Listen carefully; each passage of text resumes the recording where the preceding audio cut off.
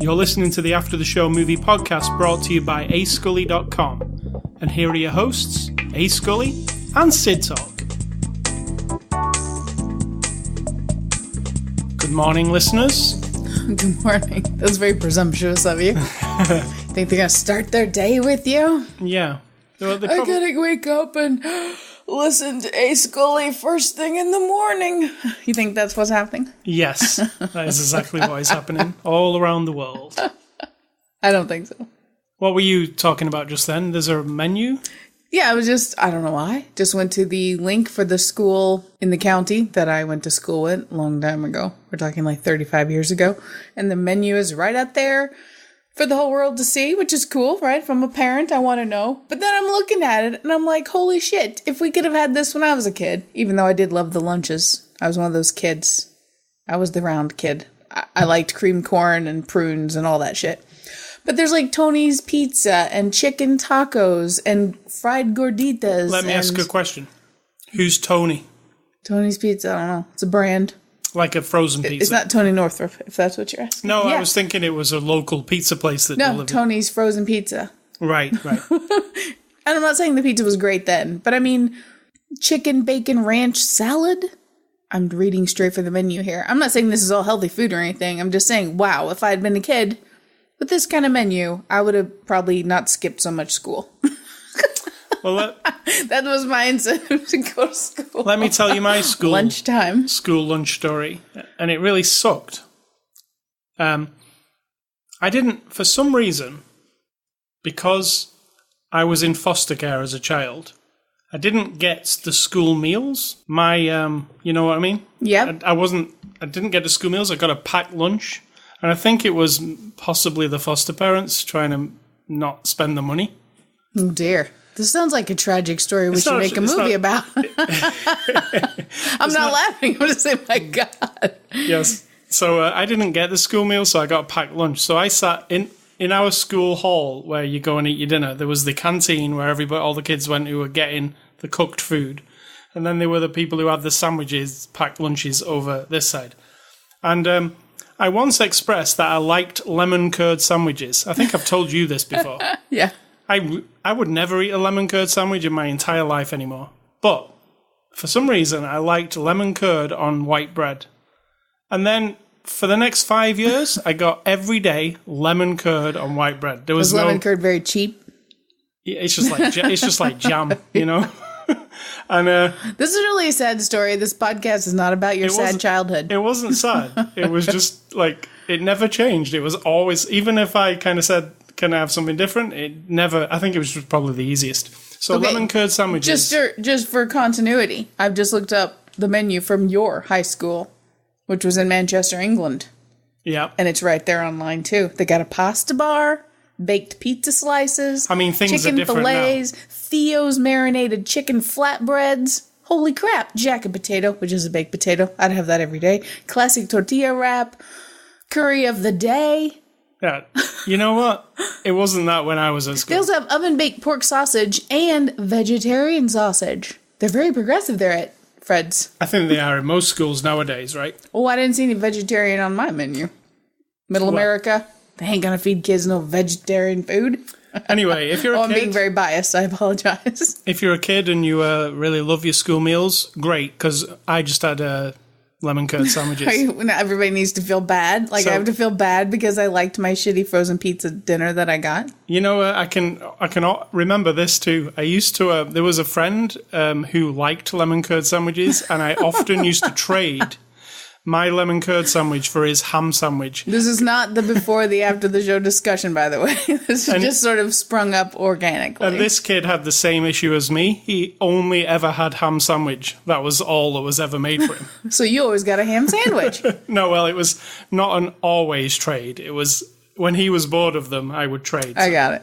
Occasionally I would That's get a ham. funny. I mean, it's not. It's very sad. I'm sorry. So, moving on. Moving on from our sad childhoods. I didn't have a sad childhood. I had good, terrible school food that I happen to like. Well. Yeah. I also like hospital food, just as a side note. So, I'm a weirdo. So it is the weekend of Saturday, September the 1st. This is After the Show. We're a movie review podcast. Occasionally we review school meals, but only once in a while. This is After the Show, episode 546. Every week we review a new movie, and this week's movie is Woman Walks Ahead. It's a 2018 movie, released on Blu-ray on August the 28th. So that's this. It's out now, basically. You can pick it up now. It's rated R. And our friends at Lionsgate sent us a copy for review. And Sid Tot will give you the small synopsis of Woman Walks Ahead. Loosely based on a true story of a woman who wanted to advocate for Native American rights in 1880s, 1890s. This is the romanticized version of that. That's it. All right, so Sid Tot, you start with Is that brief enough for you? With what you thought of Woman Walks Ahead. I really enjoyed it. I mean, it's supposed to be based on a true person, true events. It's not really. Explain the, because people won't know anything about this. No. It's a woman who, apparently, Carolyn Weldon, in real life, did go out west, as they say, from New York out west, to advocate for Native American rights just before they were about to pass this thing to take away more of the lands or commandeer more of the lands for Western expansion, Yeah. And she did that. I don't think she made much of a difference from the sound of it. She came back. She made friends with Sitting Bull. Some say there was a romantic interest. I don't know. It's not clear. It's like vague history there. What was her occupation? Well, she didn't really have an occupation, but she started painting later in life. And so she wanted to paint, according to the movie, a portrait of Sitting Bull, which she did in real life because one exists at the Historical Society and one somewhere else. So in real life, she did that. She painted it. She came back. End of story. In the movie, she goes as just a woman trying to break free from the shackles of her controlled life. She's a widow from what we can only gather is a very controlling man. We find out she's from a controlling childhood, and now she wants to break free. It's 1890, remember? So it's a little bit tricky. And she meets up with Sitting Bull to paint his portrait, and then becomes, in the movie, more of a force to try to help the indigenous people, the native people, fight against this Western expansion. Spoiler alert, it also didn't help in the movie. They didn't romanticize it enough to be like, happy endings, everybody. We're all like happy together now. They didn't go that far. But basically that's it. The portrait getting painted is sort of the thread that ties the two, reality and fiction, together.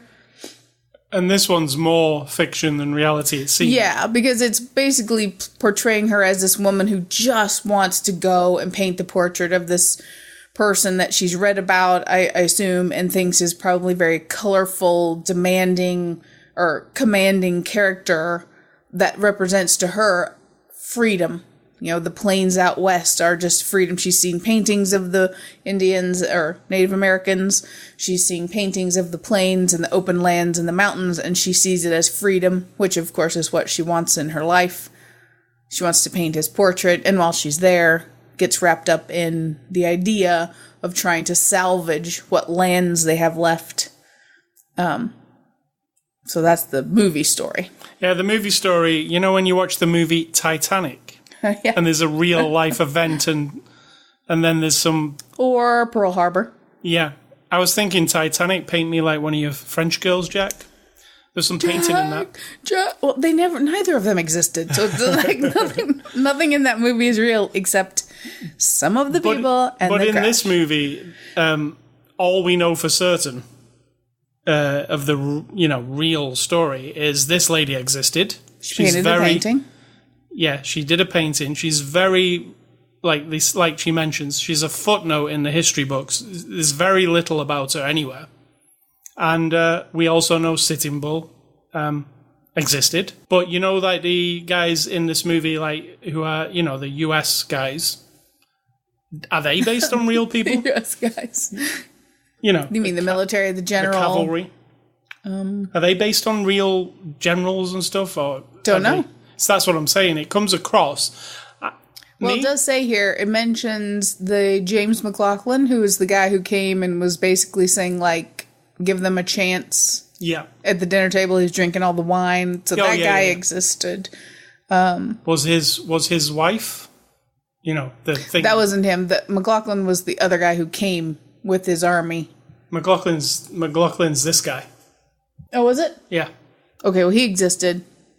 Right. And he's like that was really good, that scene, actually, when he's like insulting Native Americans, and then so happens his wife is. There's a side note. McLaughlin, that guy, in real life, initiated a smear campaign resulting in her being hated and reviled by much of the white community and vilified in the national press. Who, the Catherine lady? Yep. Oh, really? Well... Yeah. So if you want it's very confusing. If you want a story... See, me, personally, I don't know a lot about American and Native American history. So watching this movie and see, I'm pretty much straight in as this is history being told to me.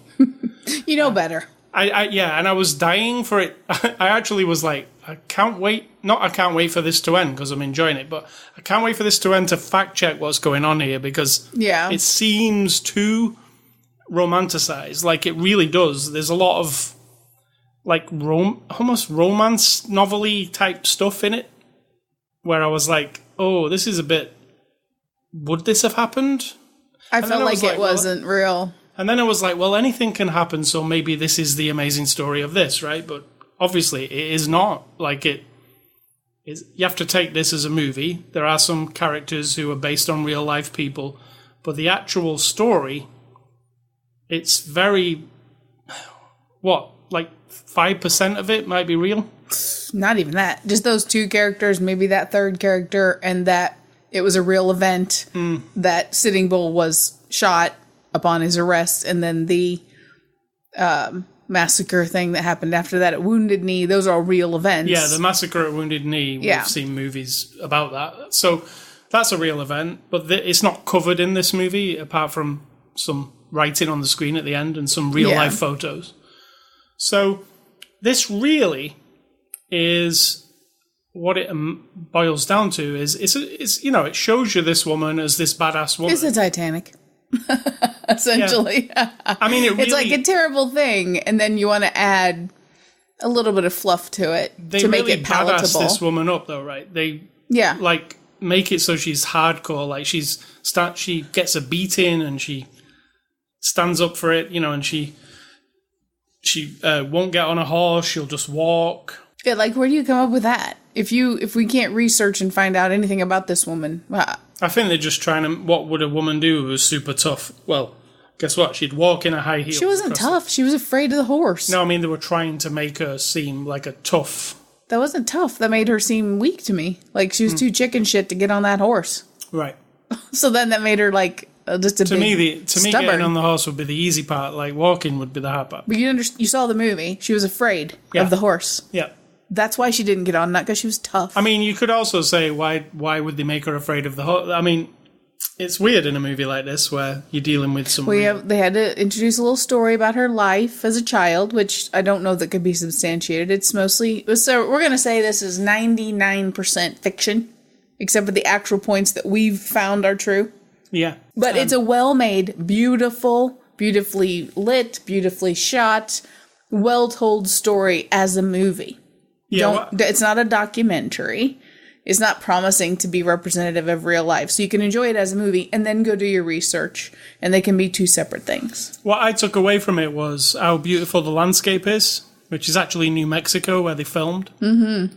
But again, they linger on the landscape a lot, and it's really nice photography. I always am interested in Native American culture and how, they were squashed by the white man, basically. Like, it is a horrible, horrible thing that almost got swept under the rug, right? I mean, it's still... I think that it represents, and there's all sorts of reality that swarms around when one people come and take over another place. Yep. Every single place on the planet appears to have had that, right? And it's never pretty. And no one is exempt from, guilt and reactionary things, whatever it is. But one could say, as soon as you attack a place, let's say we're going to use our example, as soon as Europeans come over and then decide, we want this place, you don't fit in, we don't like your lifestyle, we don't like this and that, and the clash of the cultures was so dynamic, then you decide, well, we'll just squash them down so small that they will barely exist anyway. And that was kind of the long-term plan. Well, what's the reaction going to be of a people? Take now, for example, if in England, all of a sudden, you had Putin from Russia. I'm going to use Russians as the bad guys. I apologize, but it's the best example I could think of. And they decide, we're going to take over England. And so we're going to take away freedom of speech. We're going to take away this. We're going to take down all your monuments. We're going to take down all your stuff. We're going to take over all your businesses. We're going to change all the laws and the rules. And that's just the way it is. Well, how would that go down? The first British person who throws a rock or stabs one of the invaders, are they now evil? Or are you supposed to lay down and just let it happen? Because as soon as you retaliate, you become part of it as well. So it's just an ugly thing all around. And unfortunately, I do think we get a lot of these twisted historical, some people say, well, we would never have America if it wasn't for this period. Well, true, but then we wouldn't know any different. Right. Most of us wouldn't even be here if that didn't happen. And it always bugs me when, I see... older films where it's, cowboys and Indians, so to speak. And, if you really watch... It always bugs me that they always go, the savages, and never refer to the Americans as the savages. Except in that one movie. Savages. Was it savages? No, it was not. It was the other word. I recommended it this week. Yeah. It was... I wrote savages. I don't think it is. Hostiles. Yeah, exactly. But generally, if you go and watch the old westerns, But it applies to everything, doesn't it? This movie reminds me everywhere. The Romans conquered all of England at one point, and then that was undone.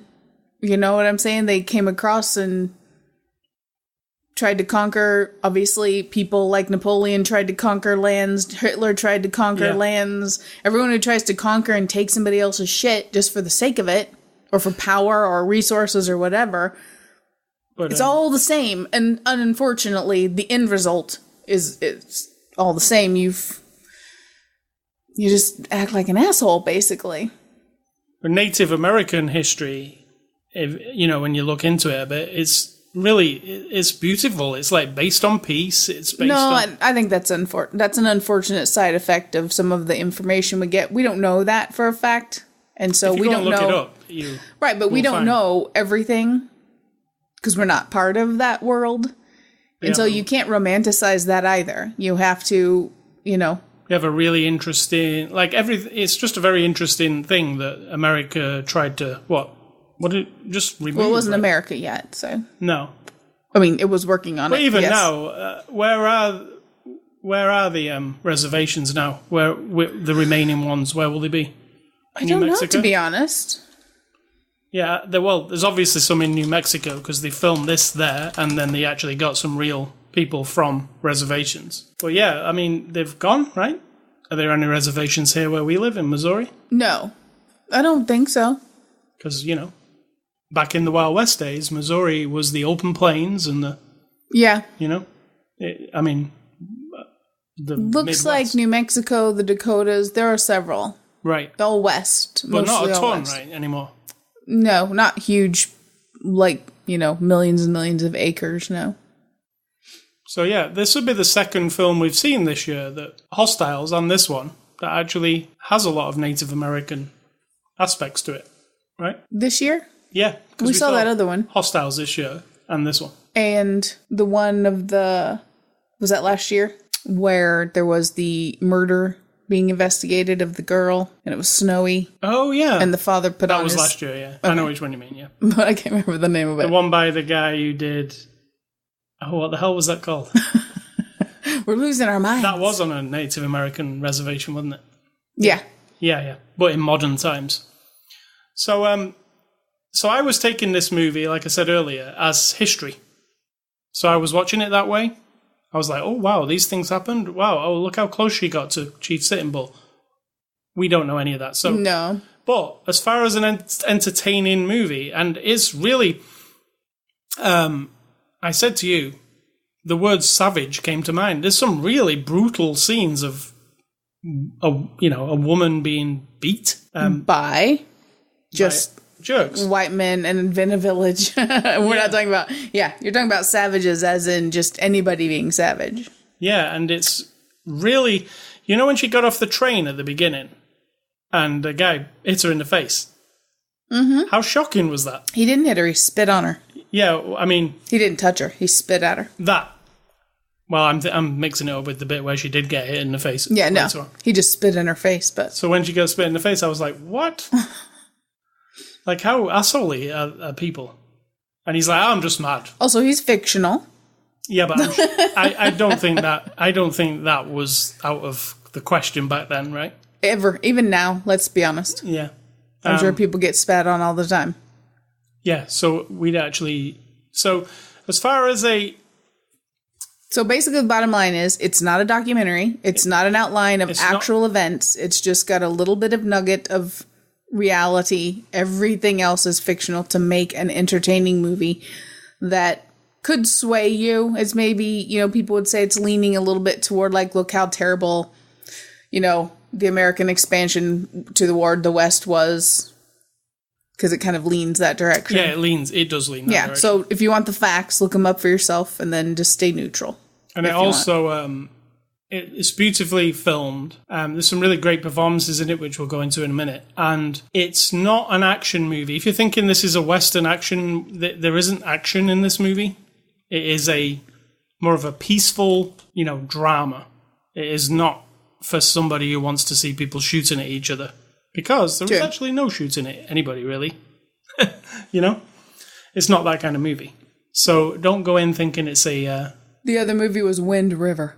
Wind River, yeah. Don't go in thinking this is a rootin' tootin', It's not a Clint Eastwood movie from the 70s. No. There's no people coming out of the saloon and having a gunfight in the middle of the street. It's just not that movie. So, moving on to the cast. Jessica Chastain plays Catherine Weldon. Now, do you like Jessica Chastain? Have you liked her in other things? I don't know what else she's been in. Many things that we've watched. Yeah, but I mean, off the top of my head. I'll give you some examples of what. I liked her in this, which is what matters. So yes, I liked her in this a lot. She was in Interstellar, The Tree of Life. Oh, Tree of Life, yeah. Yeah. But again, she was intense, kind of quiet. That was one of those movies where it's hard to pinpoint people's performances. It was a bit esoteric. Was in The Huntsman Winter's War. That's the second in the Huntsman movies. Zero Dark 30. I don't think you saw that one, did you? No. Been in a lot of it. She was actually in Veronica Mars, funnily enough, back in the day, the TV show. She is coming up in, the It movie that we watched last year. The sequel to that, she is actually Beverly, the older version of Beverly. So, right. So I liked her. Yeah, I really like her. And in this, I think she threw herself into this full on. She was my favourite thing about the movie, to be honest. And I will mention other people in a minute, but... Oh, I like Grey Eyes. He captivates me. Well, secondly, the Sam Rockwell plays Silas Groves. And I just want to say, I generally like him, but in this, it didn't feel right. There was something about him that didn't feel right to me. Like he didn't feel bad enough or good enough? Like he's portrayed as like the bad guy, villain, asshole. But it wasn't enough. But it wasn't like the guy, it wasn't like from, what was the one we watched?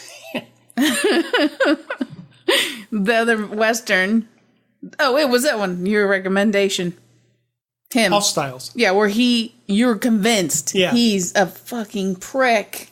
Yeah, and yet he has the whole arc of a character coming, learning about things and coming to some changes. This guy was just pretty flat. Pretty flat. And the other problem I had was he's almost hamming it up in some scenes, trying to be the gruff cowboy guy. A little bit. And it seems very caricature portrayal of him. Like, where he puts his hands on his belt and all that. I was like, I kept thinking, that's not very realistic. Oh, no, that's very realistic. Well, absolutely. My dad used to do that all the time. But it seems like old but it's not. Bonanza or something. No. My dad did that all the time. He'd rustle up his belly and pull on his pants when he got all mad and agitated. So, like in... as I sit here doing it. Like in Hostiles, Batman in Hostiles. Yeah. He's real hardcore and grizzled. And I bought him, but I didn't buy Sam Rockwell. He was a bit too polished for me. Like polished cowboy. I think that's fair. Did you like him? He was all right. I was kind of neutral. Because it was ambiguous about his...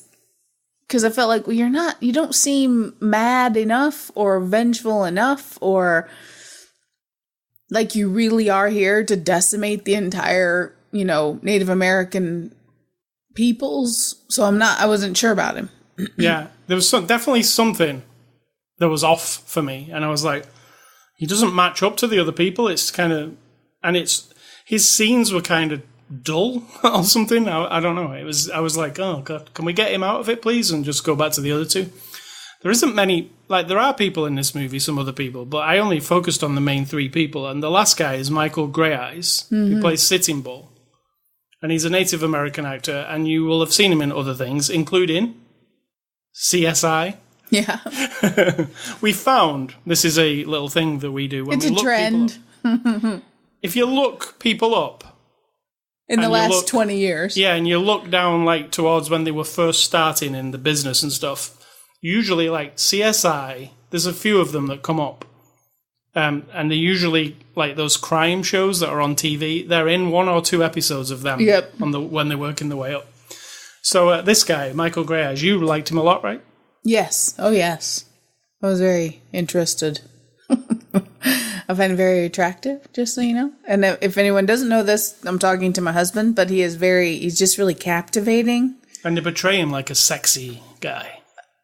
I didn't think that. No, you might have seen that. Well, to her at least. They kind of showed not it to from her me. perspective. It was more just like him, the person, not the character, knowing the weight possibly of, he's going to have a lot of people looking at him. And I think that happens when you try to, or you're expected to represent any peoples. If you're playing an abused woman or an African American person in the 60s or this Native American person in the 1890s or, a person in a wheelchair trying to live in modern society, then a lot of the people in those particular groups are who try to, point out the inequities for those groups. They'll look to you as okay, do it right. You be the person to represent us. And while that may not be necessary, it's still, I think, going to be a real thing. And I feel like he took that very seriously. Yeah, he's pretty intense. And then what surprised me, he was actually funny. There's some quite funny parts with him where it's showing you the difference between Native Americans and Americans when she's his rituals, and when she lives with him for a while, doesn't she? When she's doing the painting. I don't know how long this painting took, by the way. Do you? No, she healed up, and so that would have taken a long time because she was all beat up. So she spent a lot of time with him, according to this movie. Yeah, according to reality, we don't know. Yeah, but you don't do a painting quick anyway, do you? You can't rip a painting out. It takes a while. Some people can. Well, she did a few, right? 4, apparently. 2, did 2 go missing? Is that the... I don't know. All I saw was that one was in that one place. Yeah, I read on Wikipedia she actually did 4, but they don't know where 2 of them are or went. So that could just be fiction too. So this is directed by Susanna White. She directed a bunch of different things, TV shows and things, but the movie she directed was Nanny McPhee Returns. I didn't see Nanny McPhee nor The Returns, did you? No. They were big popular movies at the time, but I don't know Susanna White and I don't know her work so much. But let me say about this movie, it's not nothing stands out about it, right? As far as a director would bring to it this. Yeah. No, nothing it's not fancy or stamped. It doesn't have any particular vibe and a lot of the scenes and the shots, and this is down to cinematographer and editor as well, really don't go together. Like, I'm usually not tuned into that with movies because often the effort is made to make everything color graded and the scene represents the mood. I actually of the scene, all that. I noticed that myself. Yeah, that there were, and they're all beautiful. That's the thing. They're shot individually and beautifully, and the lighting is very different across the board. It's the way they're shot looks very different. Even the camera movements from scene to scene to scene, it's not all cohesive. So that would be one area I would say as a director to kind of like, is it more reasonable to say we'll leave the scene as it is because it's beautiful, or should we try to match it up with the one that comes next? Did you also... So it didn't have like a style about it. Did you get the feeling that teepee was like a TARDIS? Yeah, it's like it looked awful big on the inside.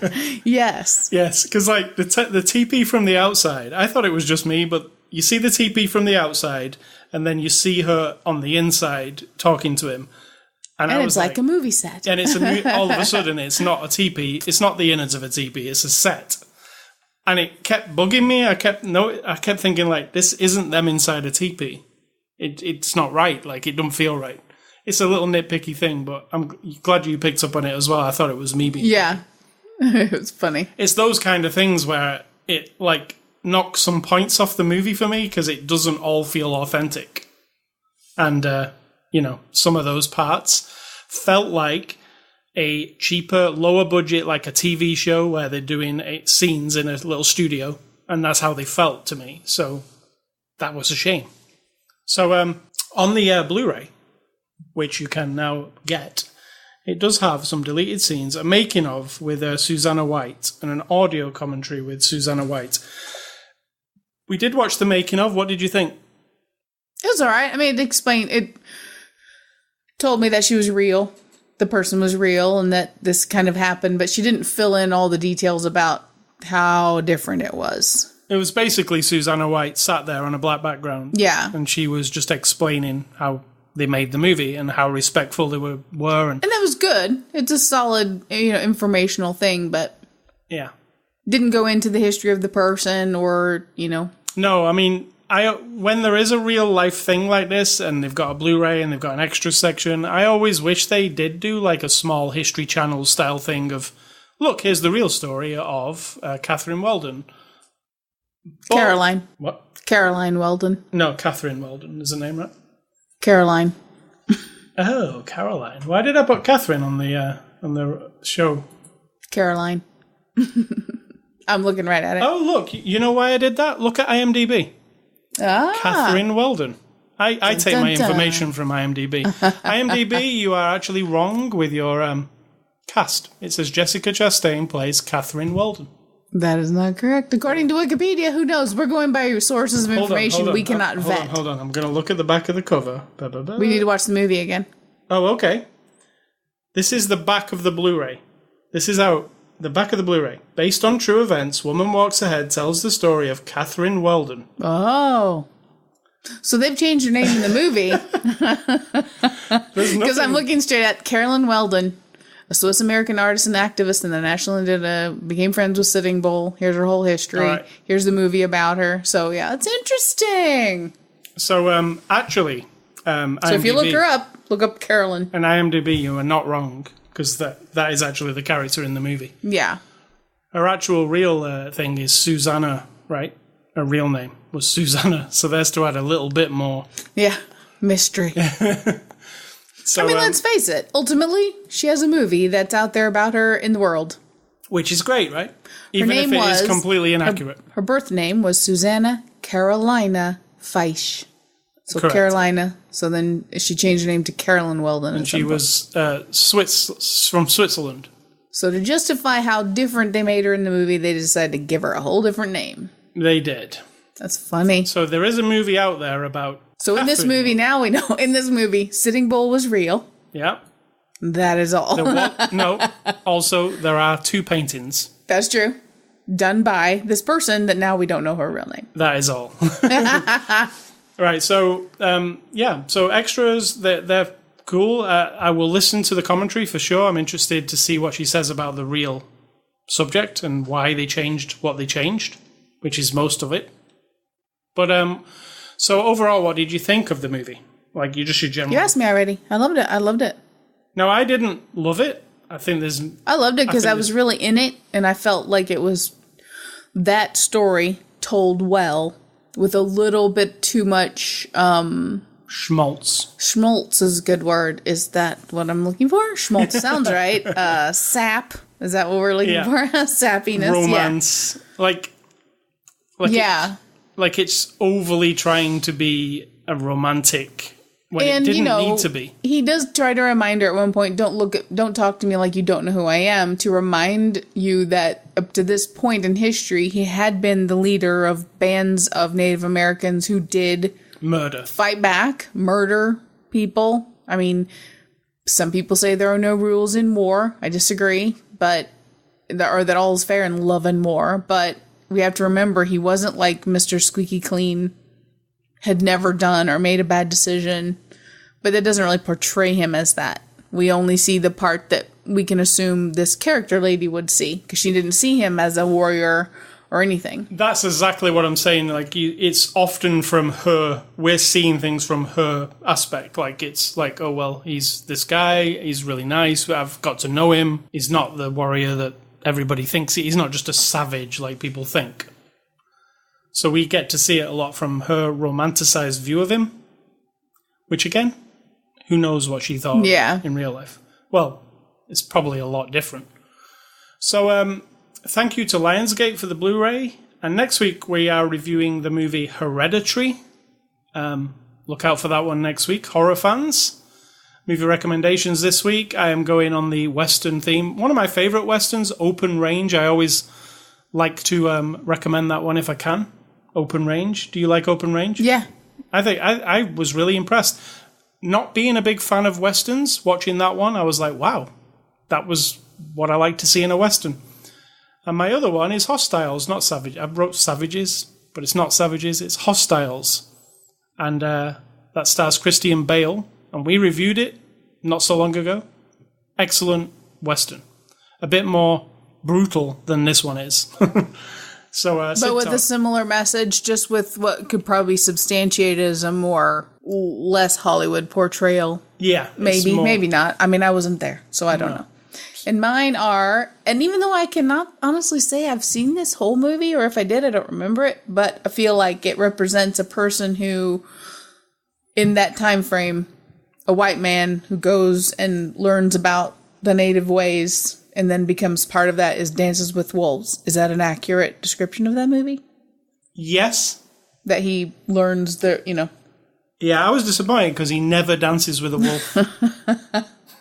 But again, I haven't seen it, but I'm just saying there are probably several stories out there where a person is of an opposing thing, as in... I only ever saw it once, to be honest. I think I watched it a long time ago. When it came out, yeah. And the other one is, it's not a great movie, so I don't know if it counts as a recommendation, but it's called Medicine Man with Sean Connery. I don't think I've ever seen that one. And the person who gets wrapped up in it is this woman who has to go out, and I don't even remember why she goes out to this guy, Sean Connery, who's a scientist, doctor guy who lives with a tribe. And the theme of the movie is to stop the cutting down of forests. Oh, hold on, I have seen that one. Yeah. Yes. And so, spoiler, it's about, my recommendations are about people who go from one side of a thing and then end up being on the other side. And I don't think it was great or anything, but at the time I really liked it. So Medicine Man and Dances with Wolves. I'm going to recommend a movie that is not great. And I don't even know. But hey, you got to watch it for yourself. True. If you love Sean Connery, who knows? Who knows? And it's the woman from, that's not a knife. This is a knife. That guy. Crocodile Dundee. It's her. Mrs. Crocodile Dundee was a man. No, the woman in the movie. You said Crocodile Dundee is her. No, it's her from Crocodile Dundee. Yes. The actress lady who's... Catherine somebody. It is Linda Kozlowski. Oh, really? Yes. Yes, that's her. I was still thinking of Catherine Weldon, I think. You know what? She hasn't been anything since 2001. That's because she was in that sucky movie that I'm recommending. It finished her career. Where'd she go? Now I'm curious. Where the hell did she go? Don't tell me something horrible happened. Oh, I'm sorry. In 2001, she was in Crocodile Dundee in Los Angeles. So maybe that was the thing that... Yeah, maybe. That does sound like something that might kill your career. All right, so there are recommendations for this week. Ace Scully stuff. I've been playing one game this week. Interesting story with this game. I've owned this game for about 2 years, and I've never ever played it. And it is Ubisoft's Rainbow Six Siege. It's a Tom Clancy game. R.I.P. Mr. Tom Clancy. He still lives on, doesn't he? There's lots of games and movies based around his things. So, Rainbow Six Siege, the reason I own it and I've never played it is when I bought a video card a couple of years ago, it came with a free game, which was that. I installed it and just never ever touched it. And this week, I have been playing it more than ever. What it is like, it's interesting. It's kind of like Call of Duty, but it's a bit more slow-paced. So there are 2 teams. It's multiplayer. 2 teams of 4. One team, they're like realistic scenarios. So let's say the scenario is there's a cell of bad guys, and they're all in like a farmhouse. And you're either the bad guys who have to stop the SWAT team coming in, or you're the SWAT team who has to go in and take the bad guys out. Now, there are lots of different characters you can play as. Each one has a different skill. So you might play a character who can fire smoke grenades or poison grenades. There might be a character that has a really cool shield that he can hold up in front of him, and it's really hard to take him down. They've all got their own specialist things. So you pick a character before you start. And if you're there's 2 rounds. There's defend round and there's the one where you attack. The attack round is they've holed themselves up inside the house or whatever it is. It might be a skyscraper, it might be a house, it might be a ship. And you've got to get into the room that they're in and take that room either by A, killing them all, or B, like there'll be an objective you have to get, like steal a suitcase or whatever it is. And the other way around is you just have to hole up in there. And you have lots of tools at your disposal to secure the room that you're in. So you can pull like blinds down over the windows that are made out of metal. You can put like barbed wire on the floor to stop people getting in doorways.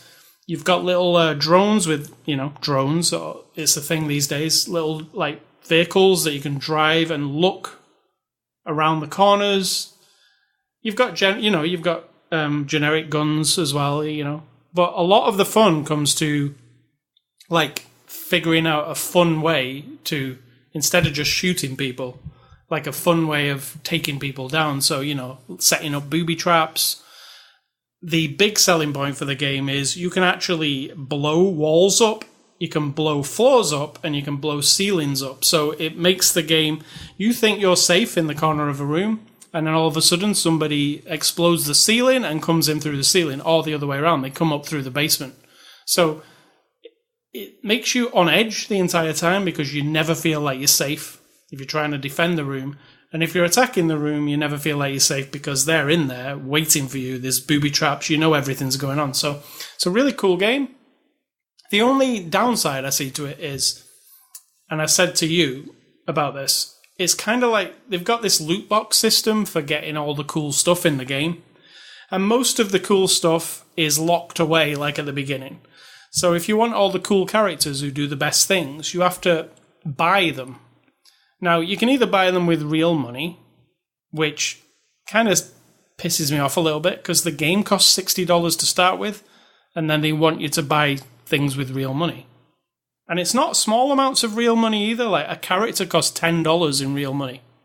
Or you can play the game for a long time and earn $10 of in-game money and buy the character that way.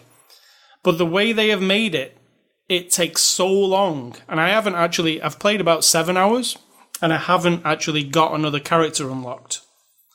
So they've made it so it's like ridiculously long time for you to get a new character that eventually you probably go and buy one, which I don't like because it feels like you're being a dick. But yeah, you do earn money after every round, like in-game money. And the other thing is this loot box system, and this is how it works. In something like Overwatch, every 3 or 4 rounds, you get a loot box. It's free. You get it just for playing 3 or 4 rounds. Takes you maybe an hour to get one. You get one, you open it, you're happy, you get some cool stuff.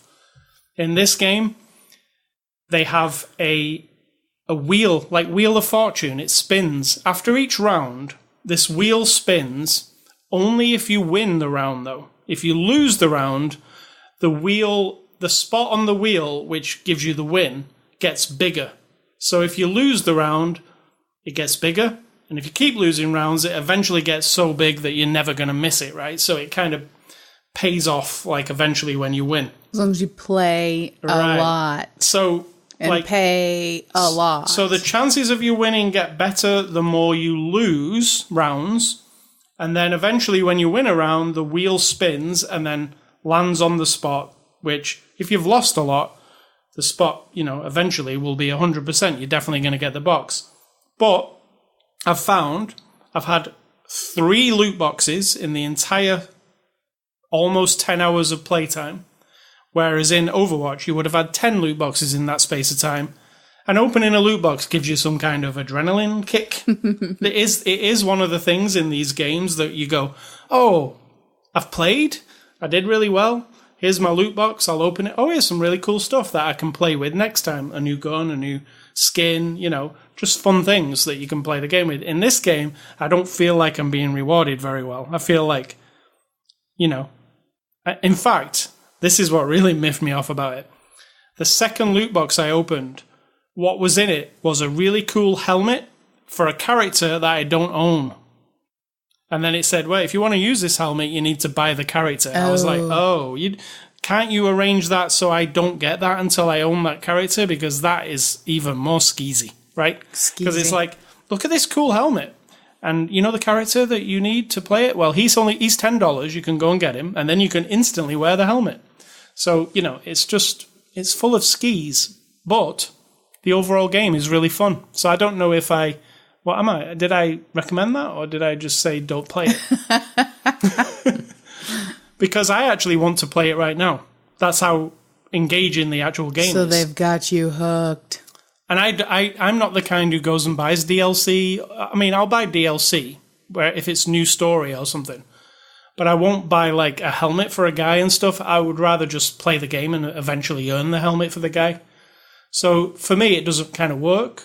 But I can imagine the kind of people who, they just go, oh, screw it, I'm going to pay $50 and buy all the helmets. It's going to work on them. So that's Rainbow Six Siege. I really like the gameplay. I wish the game, if they were going to do all this skeezy stuff, I wish the game was actually free for everybody. Occasionally, if you go on Ubisoft's client, which is called Uplay, they do a free weekend for Rainbow Six Siege. So if you're on the fence and you don't know whether you want to try it, you can play it for free. Just check, like, on a Thursday, and they'll tell you if there's a free weekend. It happens quite a lot. Seems to happen once every month, to be honest. So that's Rainbow Six. It's from Ubisoft. What's for dinner? Freddy's. We're vegetarian, so we don't eat steak or meat or burgers. And you don't eat, like, real ice cream anymore because you have a bad gallbladder. So we don't eat custard. But we're going to eat at Freddy's Steak Burgers and Custard. Or Freddy's Custard and Steak Burger. On the burger? See, now I want some of it. The frozen custard is really good, but I don't mean to tempt you or anything. But that's what we're having because they have a really good black bean burger, and you love the fries and the fry sauce. So that's what we're having. I really want a 7-Up drink with mine. All right. Are you telling the world or are you telling me? Because the world's not buying you that shit. I am. I'm the one getting in the car, putting on my shoes, driving all the way over there, making all that effort. When I could just cook us some supper here, but I'm not going to. What are your advice? What are my advices? What are your advice? I'm not the biggest fan of rules, but I understand why we need them in almost every situation, right? But I'm a little more of a free-former. But I think that if you can, like, follow the rules up to the very edge of what needs to be done to make things make sense and not be dangerous for people and get things done and be productive, and then just take the leap of faith in whatever it is you're doing in yourself that you can, like, make your own decisions. This is a simple but very small example. I am not a seamstress. I do not sew very well. I don't know all the rules. I know some of the things about using, how to like do little folds and hems and a few of the rules. Yes? Yes. How to get a piece of clothing to hold together so that you can wear it. That's not the extent. But I can't follow every single rule that follows every single pleat and the perfect this and the perfect that. I need to just take a leap with this skirt that I'm making and realize I know the rules enough to use my sewing machine and the stitches I need to hold it together. Everything else, I need to just make it up. I need to just do my own thing. So my skirt will look like a patchwork quilt probably and might be probably crooked and make my butt look 50 times bigger than it is and all that jazz because I don't know how to like sculpt it and I'm not a fashion designer. But I just have to have faith that in the end I will make it the way I want. But I have followed a few of the rules along the way. It's not just free. I'm not just like gluing it together. You know what I mean? Like you probably could, but. So in life, you could apply that like, I know the rules at my job. There are rules and expectations and tasks that have to be completed and sometimes in very specific ways. I work in a data center. So, we're talking about data and lots of equipment and lots of money and very valuable information about a lot of people. So there are rules that have to be followed. And then to get some things done, I have to sometimes go, I've done all the rules. And now I'm going to take my leap of faith, make this new decision that's not going to make everybody happy and see what happens. It's not exactly in line with every single rule, but cross my fingers, hope for the best. Well, I know that's not really advice. No. It's just like, don't be wrapped up in every rule and think that not following the rule means complete inaction, that you can't do anything because you don't know how to, I don't know about follow the rules, but let's say you need to make a change at your job and you've gone through every path possible and nothing is happening. Well, you followed all the rules and now you decide to give up. Like, don't give up. Find another way. You've done the rule part and now go around it. You know what I mean? Like, get it done. I don't know how else to say it. Well said. It isn't. It was not well said at all. Don't even compliment me on that one. Not well said. Not well said. Terribly said. Not well executed. Advice / observation / rambling. All right. So if you want to go to our website, sayscully.com. This is the home of this podcast.